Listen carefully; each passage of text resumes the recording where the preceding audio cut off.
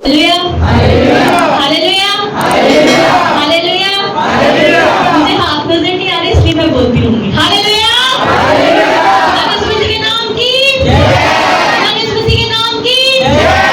Hallelujah. सब तशरीफ रखे, बैठ जाए। नारा जब लगाते हैं तो एक तो जोरदार होना चाहिए और दूसरा जो है वो अपने हाथ यीशु को दिखा के कि हम मौजूद हैं, हम कायम हैं। ठीक है, फिर नारा लगाना आपने। बीपीएस गुजरात उसमें यशवा आप देख रहे हैं, यशवा लिखा हुआ है। तो इस दफा यशवा की स्टोरी थी और यहाँ पे जो नारे लगा रहा था वो भी यशवा ही था। मौजूद है यहाँ पे? नहीं आया?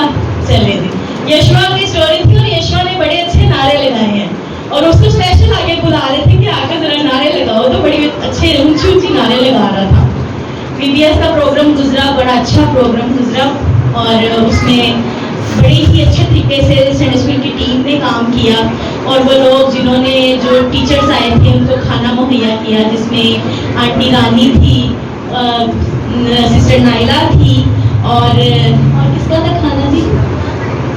हाँ जी, मिका वगैरह ने, यासिर की फैमिली ने खाना दिया था। बड़े ज़्यादा लोग थे और बड़ा अच्छा जो है उन्होंने इंतज़ाम किया हुआ था। तो आपको जी जरा जोरदार तालियां मुझे सबके लिए। एक अच्छे प्रोग्राम को मैनेज करने के लिए टीम का स्ट्रॉन्ग होना जरूरी है। और अब आपने जोरदार तालियां बजानी है जी हमारे पास्टर साहब के लिए, पास्टर इलियास के लिए, जो 3 दिन जो है बच्चे यहाँ पर आते हैं। कोई 100 से ऊपर बच्चे होते हैं और उनको तीनों दिन जो है ना वो खाना देते हैं। तीनों दिन बच्चों की जो रिफ्रेशमेंट होती है वो पास्टर साहब और उनके साथ और भी बहुत से लोग जो है उनकी फैमिली मिलकर जो है ना वो उनके बच्चों का तीनों दिन का खाना अरेंज करती है। तो इसके लिए हम खुदा उनका शुक्र अदा करते हैं। तो जी अब आते हैं अपने पाक कलाम की तरफ। तो आज का टॉपिक है बपतिस्मा। जैसे पास साहब ने बताया था कि हम आने वाले संडे को बपतिस्मा देने वाले हैं। तो जरूरी है कि पहले हम बपतिस्मे की स्टडी लें और फिर बपतिस्मा लें, क्योंकि बिना तालीम के चलो जी बपतिस्मा नीचा जा रहे हैं आपने बस दे चुको तो बपतिस्मा ले लो, ऐसे नहीं होता। पहले बपतिस्मे की एक तालीम जो है मुकम्मल तालीम होनी चाहिए और फिर आप बपतिस्मा लें, ताकि आपको पता हो कि आप जो करने जा रहे हैं वो क्या है। तो मुझे जरा अपने हाथ दिखाएं उन लोगों के जिन्होंने बपतिस्मा लिया हुआ है। Hallelujah, praise God. शुक्र करते हैं कि हमारे आधे से ज्यादा बल्कि काफी लोगों ने जो बपतिस्मा लिया है। और किन लोगों ने बपतिस्मा अभी तक नहीं लिया जी? जो 13 साल से ऊपर है उन्होंने हाथ खड़ा करना जी, ऊंची हाथ खड़ा करें। शर्माना नहीं है। खुदा ने सबसे कहा अगर मेरे लिए शर्माओगे तो मैं भी तुम्हारे लिए क्या करूंगा? शर्माऊंगा। पीछे अगर किसी ने बपतिस्मा नहीं लिया हुआ, हाँ गेट को भी अंदर भेजें जी। जिन्होंने बपतिस्मा नहीं लिया हुआ वो जरा आगे आ जाए, क्योंकि आज जरा स्पेशल तालीम जो है ना वो उन लोगों के लिए है। अगर आप में से भी किसी ने बपतिस्मा नहीं, जैसा आपने लिया, वेरी गुड, आपने लिया होगा, आगे आ जाए, इधर आ जाए। कैरल है और इधर कौन है? लाइबा। लाइबा आप इधर आगे आ जाए।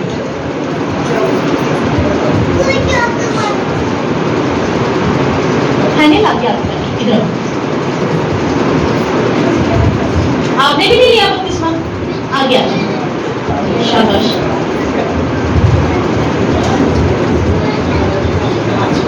जरा एक साइड पे आ जाए ताकि ना पता चले कि इन लोगों ने आज आपने भी नहीं लिया। हम आगे आ जाए, थोड़ा सा टाइम लगेगा लेकिन जरूरी है।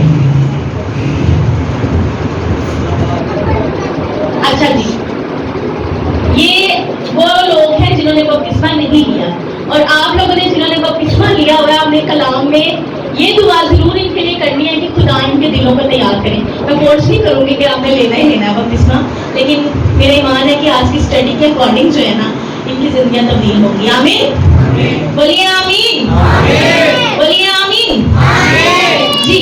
बपतिस्मे का मतलब है जी रंगना और डुबोना, छट्टे मारना बपतिस्मा नहीं है।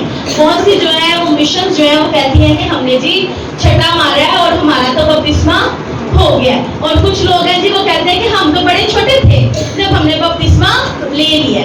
लेकिन बपतिस्मा वो है जब आपको अच्छे और बुरे की पहचान होती है। आपको पता है कि ये काम गलत है और आपको पता है कि ये काम सही है, तो वो मेरे ख्याल साल के बच्चे को, बल्कि आजकल के तो 10 साल के बच्चे भी बड़े शार्प हैं, और आइल अभी 3 साल की नहीं हुई लेकिन वो भी बड़ी शार्प है। तो छोटे बच्चों को ही जो है ना वो पता होता है, लेकिन जो है हम ये समझते हैं कि 13 साल के बच्चे इस काबिल होते हैं कि उनका मेंटली तौर पर कि ये हम अच्छा काम कर रहे हैं और ये बुरा काम कर रहे हैं, तो वो बपतिस्मा ले सकते हैं। अब तो 11 साल के बच्चे भी लेते हैं, लेकिन 13 साल इट्स आइडियल एज आज के दौर के मुताबिक। तो जी बपतिस्मा जो है वो है कि आगाज है आपकी रूहानियत की तरफ, और ये क्या है, ये एक इकरार है। जब हम शादी करते हैं तो शादी जब करते हैं तो हम क्या कहते हैं जी, आगे आते हैं, एक लड़का होता है, एक लड़की होती है, और बस सबके सामने क्या करते हैं जी, हमने इकरार किया कि आज से हम मियाँ बीवी हैं। और फिर भी आपको क्या करते हैं, वो एक रिंग जो है ना वो एक दूसरे को पहनाते हैं। तो पहले क्या करते हैं, वो इकरार करते हैं, और फिर क्या करते हैं, वो एक दूसरे को रिंग पहनाते हैं। तो जब पानी में हम उतरते हैं तो पहले हम क्या करते हैं, इकरार करते हैं, और फिर क्या हम करते हैं, फिर हम खुद को डुबो देते हैं। और ये एक निशानदेही होती है, और जब उसमें से नया निकलते हैं तो वो एक नया इंसान होता है। बोले आमीन। आमीन। मेरे साथ निकालिए, आइए अय्यूब निकालिए, उसका चैप्टर नंबर 14 और उसकी वर्ड्स नंबर 1 पढ़ेंगे जी। जिसने निकालिया है बोलिए आमीन। इंसान जो औरत से पैदा होता है थोड़े दिनों का है और दुख से भरा है। बोलिए आमीन। खुदावंद के पास इंसान जो औरत से पैदा होता है थोड़े दिनों का है और दुख से भरा है। अब मैं नहीं कह रही, बाइबल कह रही है कि आप इतने दिनों के हैं, थोड़े दिनों के, और जिंदगी खुशियों से भरी है, खुशियों से भरी है। नहीं नहीं नहीं, एक मसीही ईमानदार की जिंदगी में दुख है। ये बाइबल में लिखा हुआ है कि अगर जो है वो एक इंसान जो औरत से पैदा हुआ है उसके दिन क्या है, थोड़े हैं और दुखों से भरे हुए हैं। मतलब कि बाइबल ने इस बात को प्रूव कर दिया कि जो पैदा हुआ है उसने मरना कोई नहीं कह सकता। आप में से कोई कह सकता है मेरी जिंदगी में हमेशा दिन आते जिंदा ही रहना, कह सकता है कोई? और क्या कोई मुझे ये प्रूफ दे सकता है कि मैं आज जिंदा हूं तो मैं कल भी जिंदा ही हूँगा? कोई बता सकता है? कोई इस बात को क्लेम कर सकता है? नहीं कर सकता। तो बाइबल ये कह रही है कि जो इंसान औरत से पैदा हुआ है वो थोड़े दिनों का है और उसने मरना जरूर है। मतलब जब आप पैदा हुए आपके तब ही मौत का दिन भी आपका लिख दिया गया कि आपकी जिंदगी क्या है, सिर्फ इतने दिन की है, थोड़े दिन की है। मैं डरा नहीं रही, ठीक है, डरना नहीं है, सिर्फ बता रही हूँ, ठीक है। तो कितने दिन है जी? थोड़े दिन है। अब इसमें हम 2 ग्रुप्स के बारे में स्टडी करेंगे। सिस्टर ईश्वर जरा जल्दी से निकालिएगा। पहला ग्रंथियों उसका chapter number 15, chapter number 15 verse number 47 और 49 देखेंगे। इसमें हम 2 ग्रुप देखेंगे। 2 तरह के ग्रुप हैं जिनपे जो है वो कौन-कौन से हम बाइबल में से देखेंगे। जी पढ़िएगा। पहला आदमी जमीन से यानी खाकी था, दूसरा आदमी आसमानी। जी, एक पहला आदमी कौन सा है? जमीन से, जो कि खाकी है, और दूसरा कौन है? आसमानी है।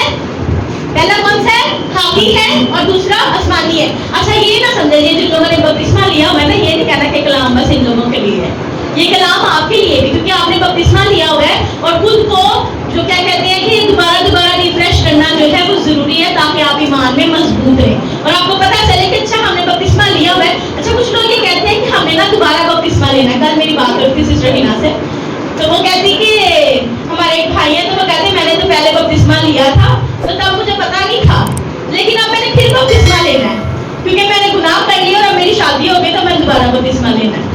तो उसे कहा गया कि थोड़े दिन बाद फिर गुनाह करोगे फिर बपतिस्मा लोगे, तो बपतिस्मा एक ही दफा होता है, ठीक है।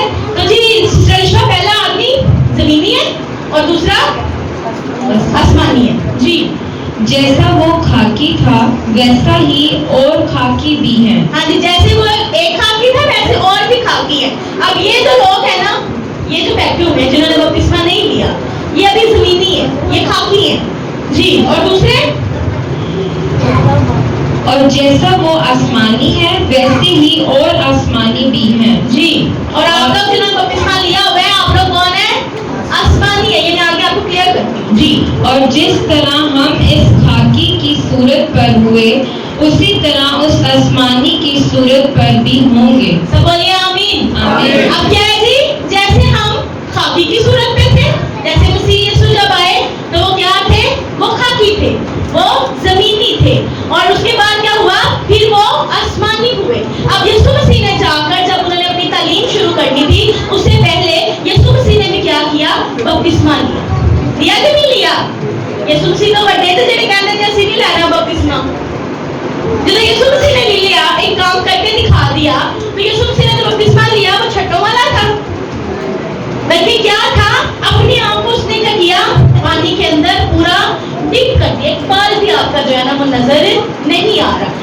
आप क्या करते हैं, आप खुद को उसमें दफन कर देते हैं पानी के अंदर, कि मैंने उसको मार दिया जो मैं था, और अब जब मैं उससे नया निकला हूं तो मैं एक नया इंसान हूं। अब जो खाकी है वो जमीनी है, उन्होंने अभी तक बपतिस्मा नहीं लिया, मट्टी से बने हुए हैं ना हम, तो हम क्या हैं, खाक है। लेकिन जब हम पैदा होते हैं, जब हम बपतिस्मा लेते हैं, तो हम एक नया इंसान बनकर बाहर निकलते हैं। तो जो पैदा हुए वो कौन हो गए, वो नया इंसान हो गए। तो अभी आप लोग क्या है जी, जमीनी, और ये जो बैठे हुए हैं ये सारे कौन है, आसमानी। तो ऊंची बोले, ऊंची।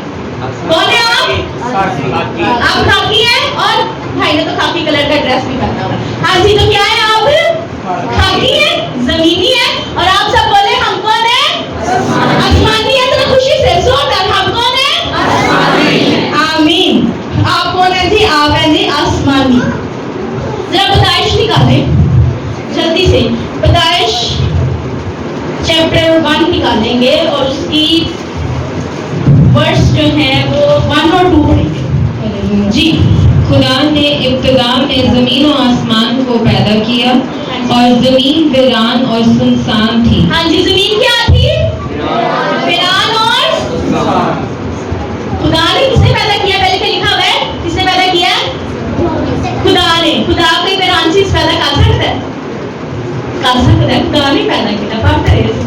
खुदा ने जब जमीन को पैदा किया तो वो क्या थी, वीरान और सुनसान थी। अब ये जिन्होंने अभी बपतिस्मा नहीं लिया जमीनी है, ये क्या है, अभी वीरान और सुनसान। जब पैदा किए गए तो वीरान और सुनसान थे जी। आगे बढ़े। और गहराव के ऊपर अंधेरा था, और खुदा की रूह पानी की सतह पर जुम्बश करती। हाँ जी, और गहराव में क्या था जी, अंधेरा।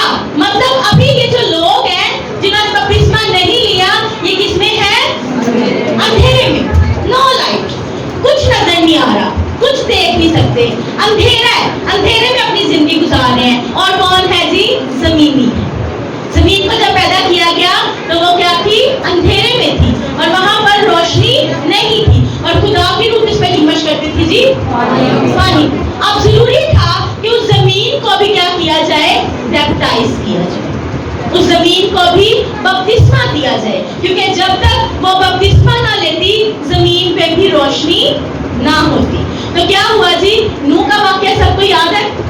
जब नूह नबी आया तो खुदा ने क्या किया, जमीन पर गुनाह, नफरतें, धोखे, लालच, और इतना गुनाह बढ़ गया कि खुदा को क्या हुआ, गुस्सा आ गया। तो अब क्या था, अब जमीन का पाक करना जरूरी था। तो खुदा ने मसीह ने क्या किया, सारी जमीन पकड़ी और सारी जमीन का बपतिस्मा दे दिया। बोलिए आमीन। नूह नबी के दौर में इतनी बारिश बरसी कि पानी जो है वो जमीन की सतह से कितना ऊपर चला गया, और सारी जमीन जो है वो पानी में डूब गई। क्या हुआ, सारी जमीन पानी में डूब गई। और जब डूब गई तो हमारा ईमान ये है कि उस जमीन ने क्या कर लिया थी, बपतिस्मा दे दिया। और फिर उस पर जो पैदा हुए वो हुआ अब्राहम, जो हमारा बाप है, जिसे हम कहते हैं जी अब्राहम।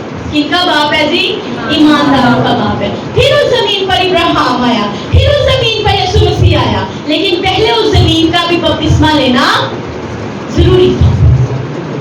कितना जरूरी है बपतिस्मा लेना, अपने अंदर के अंधेरे को खत्म करने के लिए, जमीन के उस अंधेरे को खत्म करने के लिए, जमीन की उस वीरानी को खत्म करने के लिए, अपने गुनाह को खत्म करने के लिए, अपने लालच को खत्म करने के लिए, अपने दुखों को खत्म करने के लिए आपको जरूरी है कि आप पहले क्या करें, बपतिस्मा लें। जी अलिशा जी आगे निकालिएगा जरा, यूहन्ना उसका 3 बाब उसकी 1 से 17 है जी। यूहन्ना 3 बाब उसकी 1 से 17 है। फरीसियों में से एक शख्स निकोदेमस हाँ नाम जी, अब हम देखेंगे निकोदेमस और यीशु मसीह की आपस में कन्वर्सेशन। जी नाम यहूदियों का एक सरदार था। उसने रात को यीशु के पास आकर उससे कहा, ए जी, रब्बी। कितने बजे आया जी वो? रात को। कितने बजे आया? असली पास्टर साहब को कोई जरूरत है ऐसे कि पास्टर जी को किसना लेना सारे को रात ਨੂੰ आ रहे हैं। ये पास्टर साहब बड़ी कोई जरूरत है कि असली रात में असली हम नहीं पास्टर साहब सोए हुए हैं, पास्टर साहब को सोए रहने दें। हम ऐसा करेंगे कल पे डाल देते हैं, कल पे चले जाते हैं। अब वो निकोदेमस क्या है? वो निकोदेमस कब आया जी? रात को आया। अब रात की जब अंधेरा है, ठीक है, और उस टाइम पे वो किससे आके बात कर रहा है? वो यीशु मसीह से बात कर रहा है और उसकी कन्वर्सेशन देखिए क्या चल रही है। जी ए रब्बी, हम जानते हैं कि तू खुदा की तरफ से उस्ताद होकर आया हाँ है। जी, वो जानता है कि वो कौन है जी? किसकी तरफ से आया है? खुदा की तरफ से क्या हो गया है? खुदा की तरफ से उस्ताद हो गया है। अच्छा जी, निकोदेमस कितने बजे आया जी उसके पास, यीशु मसीह के पास? रात के टाइम आया है। और रात के टाइम आकर उसने क्या बात की है जी? मुझे पता है कि तू खुदा की तरफ से कौन आया है? उस्ताद हो गया, मतलब उसको पता था कि ये कौन है। हाँ जी, आगे। क्योंकि जो मौजे तू दिखाता है कोई शख्स नहीं दिखा सकता। अच्छा जी, वो अब हम किसके पीछे भागते हैं? हम भागते हैं मौजों के पीछे, हैं? भागते हैं ना कलीसिया। आज हमारे चर्च की कलीसिया है, आप और भी कलीसियाएं देख लें, किसके पीछे भागेंगे? वो जी जो मौज से कर रहा है, जरा बाजी बोले मौज से कर रहा है, उनको खुदा ने बहुत ही कुव्वत दी, ऐसा ही है। और मौज से एक सेकंड चीज पे आते हैं, जब आप खुदा के साथ चल रहे होते हैं, जब आप दुआ में चल रहे होते हैं, तो मौज से ऑटोमेटिकली हो जाते हैं। वो गीत हम गाते हैं ना, जब रूह नाल होवे दुआ ते मौज से, जब दुआ रूह से हो रही है, जब चर्च स्ट्रॉन्ग है, जब चर्च में नाइट प्रेयर्स की जा रही है, जब चर्च में दुआया सेशन रखे जा रहे हैं, तो मौज से होने ही होते हैं। बोलिए आमीन। आमीन। जी ईश्वर जी आगे बढ़ेंगे। जब तक खुदा उसके साथ ना हो।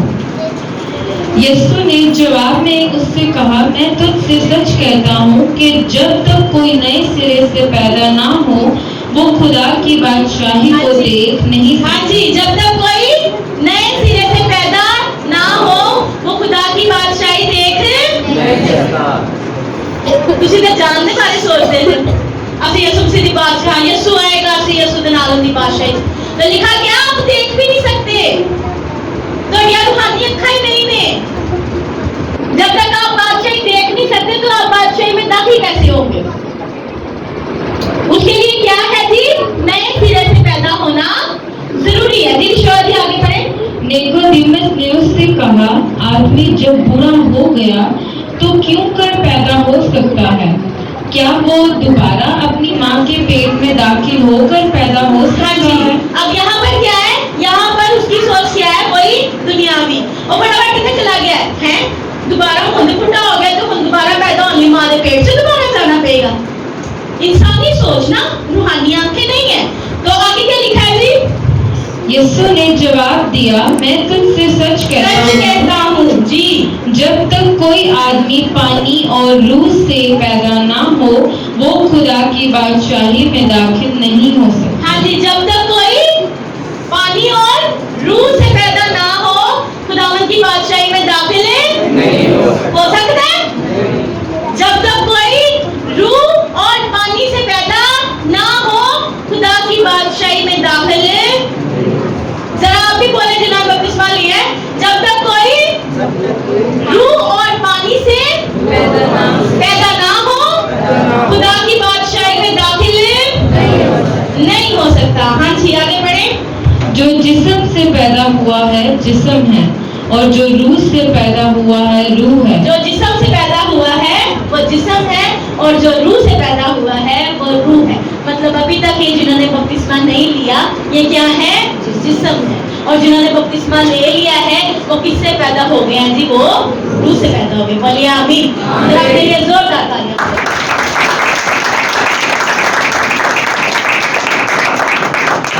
गर्मी तरह काफी हो चुकी है और कलाम भी कुछ जो है ना वो थोड़ा गर्मी है आज। हाँ जी आगे ईश्वर जी पढ़िएगा। ताजुब ना कर। आप जरा एक दूसरे को बोलिए ताजुब ना कर। ऊंची आवाज में बोलना। ताजुब का मतलब पता है क्या है?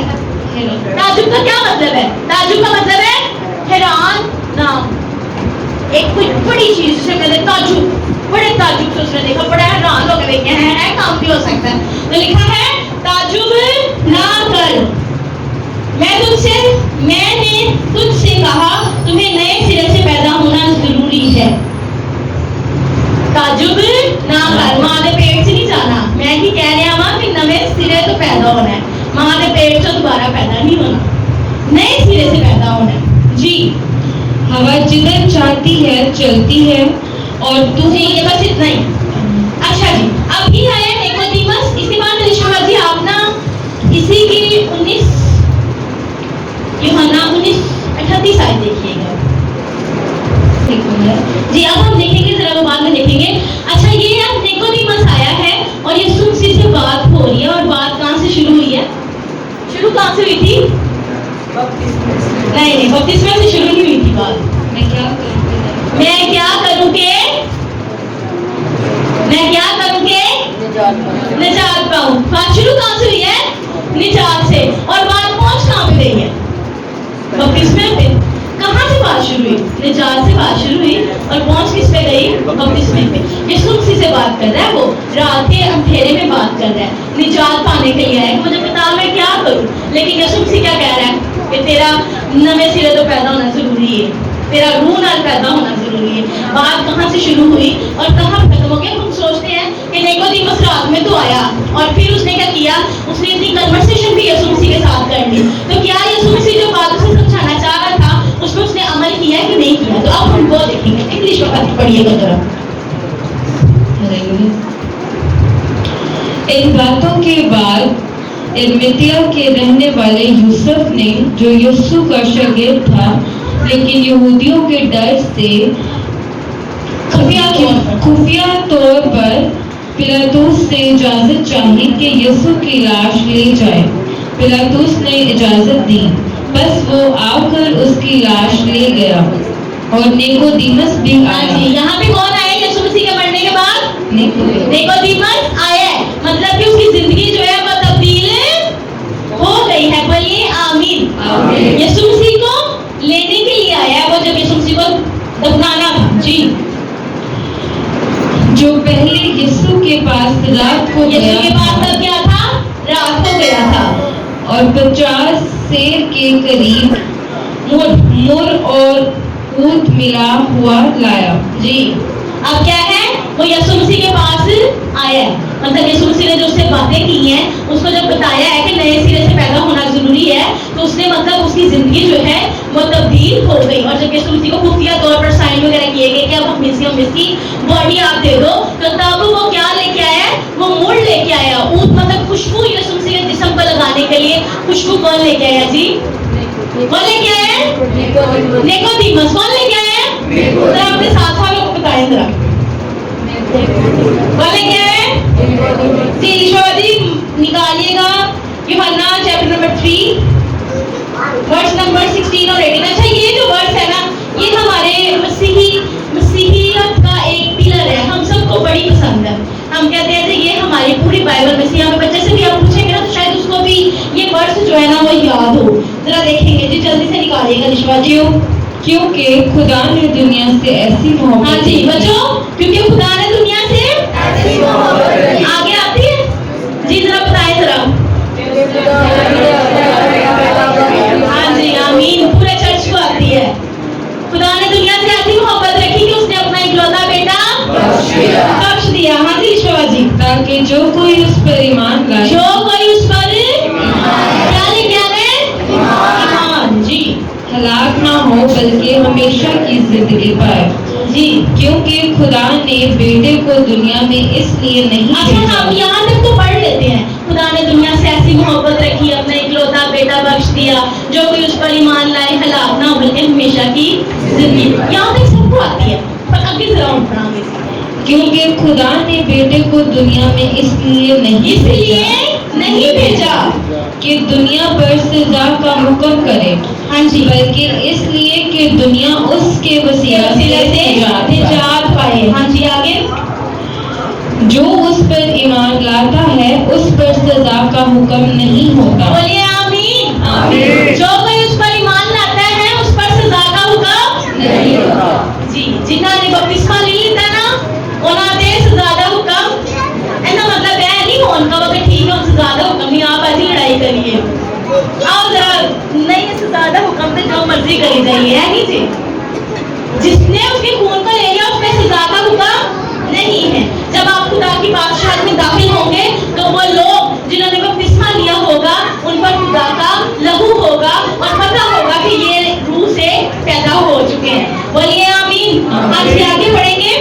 जो उस पर ईमान नहीं लाता आप कौन है जी जो उस पर ईमान नहीं लाता? जिन्होंने अभी तक बपतिस्मा नहीं लिया जी, उस पर सजा का हुक्म हो चुका। हाँ जी, उस पर सजा का हुक्म। अच्छा हम डरते क्या है? कोई इतना मंतक नहीं है, कोई इतनी मुश्किल बात नहीं है कि हमने बपतिस्मा जो है ना वो भाई उसी नहीं रहना सीधे हले बड़े गुनाह करने हैं।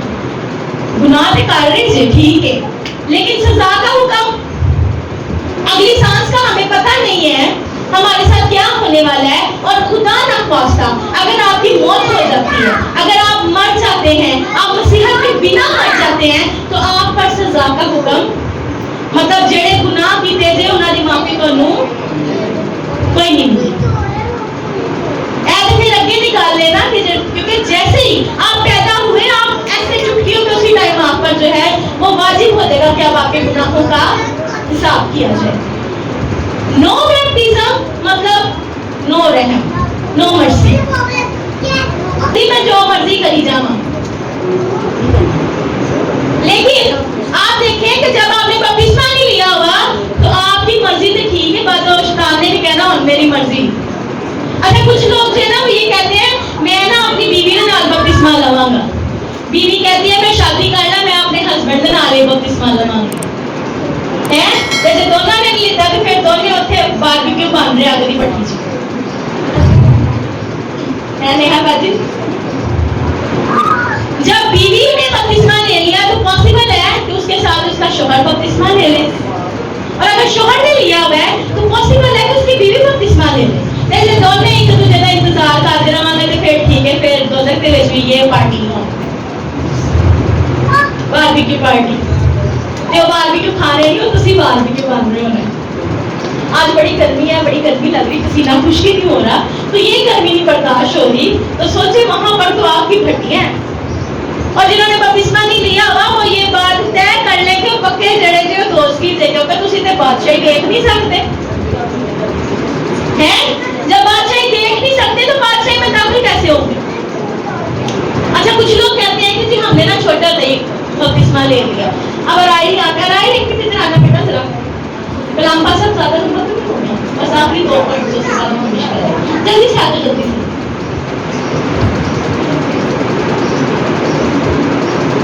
हाँ जी, अब ये बच्ची है इसको भी पता नहीं है, छोटी है, छोटे होते हमने इसकी जो है ना वो जब हमने इसकी करवाई ना प्रिंसनिंग तो इसको मतलब महसूस करवाया गया तो तब इसका भी जो है ना वो हम कहेंगे कि बपतिस्मा हो गया। अरे आपको पता है बपतिस्मा क्या होता है? कुछ नहीं। अच्छा आपको पता है अभी हम किस बात पे कलाम सुनते हैं? मुझे पता था कुछ नहीं बोलने की, मतलब एक बच्चे को पता ही नहीं और वो ऐसे कहीं ऐसे छोटे शाम जैसे बपतिस्मा ले लिया, बपतिस्मा हो गया इसका बपतिस्मा हो गया, इसको पता ही नहीं अच्छे बुरे का, इसको पता ही नहीं जवाब क्या देना है, तो बपतिस्मा हो गया। मतलब आपको अपनी होश में होना, अपने सेंसेस में होना, अपना पता होना अच्छा बुरा क्या है तो बपतिस्मा हो गया। बोलिए आमीन। जी जल्दी से जरा इसको एंड की तरफ लेके जाएंगे। मत्ती निकालिए उसकी verse number chapter number 28 verse number 19। इसमें ये लिखा है बस तुम जाकर सब कौमों को शागिर्द बनाओ और उनको बाप और बेटे और रूह कुदस के नाम से बपतिस्मा दो। बोलिए बाप बेटे और रूह कुदस के नाम से क्या दो जी? क्या दे जी? बपतिस्मा जी। और उनको ये तालीम दो कि उन सब बातों पर अमल करें, सब बातों पर अमल करें जिनका मैंने तुमको हुक्म दिया, जिनका मैंने तुमको खुद काम दिया और देखो मैं दुनिया के आखिर तक हमेशा तुम्हारे दुनिया साथ के आखिर तक हमेशा तुम्हारे अच्छा जी, जब हम रूह का पानी का बपतिस्मा लेते हैं ना, तो फिर हमें रूह कुदस का बपतिस्मा होता है। और बिना पानी के बपतिस्मे के हमें रूह कुदस का बपतिस्मा नहीं हो सकता। अब ऐसे ही है जैसे हमने एक टापू भर दिया, ठीक है, और उसमें हमने रख दिया एक गिलास, ठीक है, वो गिलास अंदर से खाली है, लेकिन वो क्या है, वो टब के अंदर है। चर्च में जब आप आते हैं, यहाँ पर खुदा का रूह मौजूद होता है। अब जब आप चर्च में आए हैं, तो जिन लोगों के इतने बपतिस्मा लिया हुआ है, वो गिलास अंदर से भी भरा हुआ है और बाहर भी वो पानी है, फिर आप पर रूह कुदस आकर उतरेगा। लेकिन जिन्होंने बपतिस्मा नहीं लिया हुआ, जब वो पाकलाम सुनेंगे, तो उनको सिर्फ रूह कुदस टच करके गुजर जाएगा, उनके अंदर नहीं जाएगा। और कुछ जो है ना, वो लोग कहते हैं हमने पानी का बपतिस्मा नहीं लिया, पर पास्टर साहब हमें रूह कुदस का बपतिस्मा मिल गया। पॉसिबल ही नहीं है, ये गलत तालीम है। पास्टर साहब कहते हैं, कई जो आजकल के पास्टर साहब हैं, वो कहते हैं हमने हमारे तो 4 साल के बच्चे हैं, 3 साल के बच्चे हैं, गैर जुबाने बोलते हैं, उनको तो रूह कुदस का बपतिस्मा हो गया। गलत तालीम है। जिस बच्चे को पता ही नहीं है, पानी का बपतिस्मा नहीं लिया, उस पर रूह कुदस का बपतिस्मा कैसे हो सकता है? वो बच्चे क्या करते हैं, वो अपने माँ बाप को देखते हैं कि वो गैर जुबान बोल रहे हैं, और वो बच्चे उस चीज को कॉपी करते हैं, और जो पास्टर साहब है वो कह देते हैं कि हमारे बच्चे तो 4-4 साल के गैर जुबान बोलते हैं। Not possible. जब तक पानी का बपतिस्मा नहीं हुआ, तब तक रूह और आग से आप पैदा नहीं हो सकते। और जब रूह और आग से आप पैदा होते हैं, तो फिर जो है वो रूह कुदस आपके अंदर आता है। और जब तक जो है वो मैंने अब बपतिस्मा लिया हुआ है, तो एक बंदे ने बपतिस्मा नहीं लिया, जिस तरह सैड्रिक भाई है, हानियल भाई है, इन्होंने बपतिस्मा अभी तक नहीं लिया, तो रूह कुदस क्या होगा, इनको टच जरूर करेगा, लेकिन इनके अंदर नहीं जाएगा। लेकिन वो लोग जिन्होंने बपतिस्मा ले लिया हुआ है, वो किसी भी टाइम खुदा के रूह को जब पुकारेंगे, तो वो रूह कुदस आएगा और वो काम करेगा। और रूह कुदस क्या है, वो आपके अंदर आ गया, उसने आपके दिल को रोशन कर दिया, तो वो क्या होगा, पावरफुल होगा। अब कुछ जो है ना, कभी शैतान रोकता है, अगर ऐसी सोच रही है ना, है असली नहीं बपतिस्मा ले सकते, पता नहीं कितना बड़ा काम है, इससे दोबारा जरा गुनाह करते हैं, मतलब आपको तौबा करने की तरफ आपकी सोच ही नहीं लेके जाता। यही डर है ना, क्या करना बपतिस्मा ना लेने से कौन सी चीज रोकती है, बताएं सर, क्या चीज रोकती है, क्या चीज रोकती है? शैतान रोकता है। शैतान भी चाहता है कि आप खुदा की बादशाही में जाते, इसीलिए वो आपके दिल को वर्क लाएगा, आपके दिल में उल्टी सीधी बातें, उल्टे सीधे ख्याल पैदा करेगा, और कहेगा नहीं बेटा, हाले तो तेरी इतनी जिंदगी भाई, हाले तो करती है, अब क्यों देर करता है, क्यों देर करती है जी? उठ बपतिस्मा ले, उठे क्या ले जी, बपतिस्मा उठ बपतिस्मा ले, और उसका नाम लेकर अपने गुनाहों को धो डाल, और उसका नाम लेकर अपने गुनाहों को धो डाल, और उसका नाम लेकर अपने गुनाहों को धो डाल। सब बोलिए आमीन, आमीन जी। जिन लोगों ने बपतिस्मा नहीं लिया, अब देर ना कर, उठ और उसके नाम से अपने गुनाहों को धो डाल, ताकि आपकी आने वाली जिंदगी में जो है वो आसानी में गुजरे। आज जब गुनाहों से तौबा करेंगे, तो आगे भी आप खड़े रुके रहेंगे, लेकिन अब बपतिस्मा भी लेंगे, तो मुमकिन है कि आप खड़े गुनाहों में फंस जाए। और वो लम्हा फिक्रिया है, वो ज्यादा जो है वो गुनाह वाली बात है, ठीक है। ऐ नहीं कहना कि बड़े गुनाह करके बपतिस्मा लेना है, बड़े गुनाह तो पहले ही खुदा ने बुला दिया, तो फिर माफी भी नहीं चाहिए, ठीक है। बोलिए आमीन। जरा सब जिन्होंने बपतिस्मा लेना अपने पैरों पर खड़े होंगे, खड़े हो जाओ जल्दी से, और सब आप जी, सैड्रिक खड़े हो जाओ जी। ये वो लोग हैं जो चाहते हैं कि हम लोग, ठीक है। जरा अपनी आंखें बंद करिए और अपने दिलों पे हाथ, बस अब आप इनके लिए जो है ना वो दुआ कीजिए। हालेलुया। खुदा कुदूस जलाल के बादशाह आप जो कादिर मुतलक है, आज है जलाल का बादशाह, इन बेटे बेटियों के लिए मैं तेरे हुजूर मिन्नत करता हूँ। खुदावंद, मैं बाप के दिलों के अंदर इस बात को डाल कि मैं बाप ये तेरे कलाम पर मैं बाप की मान रखे और मेरे बाप जब ये ईमान रखेंगे तो यकीनन मेरे बाप ये तेरे उस काम को जो तूने बताया है कि जाओ सारी खलक के सामने अंजीर की बुलंदी करो और जो तौबा करे उन्हें बैप्टाइज करो। तो खुदावन ये बपतिस्मे की तरफ आए ताकि ये बैप्टाइज किए जाएं और खुदावन मेरे बाप ये हमेशा की जिंदगी के वारिस बन जाए। तेरे हुजूर मिन्नत करते हैं, इंतजार करते हैं इन बेटे बेटियों के लिए। हम तेरी सलामती और तेरी बरकत को मांगते हैं। खुदावन ये तेरे कलाम को कबूल करें और तेरे नाम को चला दें। ब्लेस करना, बरकत देना और मेरे बाप इनकी जिंदगी के अंदर मेरे बाप तो जो अंधेरे हैं उनको खत्म करना और रोशनी को पैदा करना, क्योंकि मेरे बाप तो नूर है और मेरे बाप बल्कि तो नूरों का बाप है। हम तेरे की मेहनत करते हैं, अपने हाथ बढ़ा, बड़ी बरकत दे, छू और ब्लेस कर उस यीशु के नाम में आमीन।